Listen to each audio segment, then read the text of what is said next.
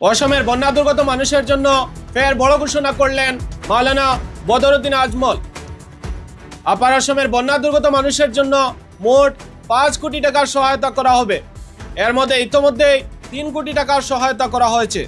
এবার আরও 2 কোটি টাকার সহায়তা করার ঘোষণা করলেন মাওলানা বদরুদ্দিন আজমল। এদিকে আজ মাওলানা বদরুদ্দিন আজমলের উজাইয়ের হাম হসপিটাল থেকে বন্যা কবলিত এলাকায় 1 ট্রাক ব্লিচিং পাউডার, সাবান ও ডেটল পাঠানো হয়েছে, যাতে বন্যা দুর্গত এলাকায় পরিষ্কার পরিচ্ছন্নতা বজায় রাখা এবং রোগের সংক্রমণ প্রতিরোধে সহায়তা করা যায়। মাওলানা বদরুদ্দিন আজমল জানান, তার হাসপাতালের চিকিৎসক দল ইতিমধ্যে মাঠে থেকে বন্যা দুর্গত মানুষের চিকিৎসা সেবা দিচ্ছেন।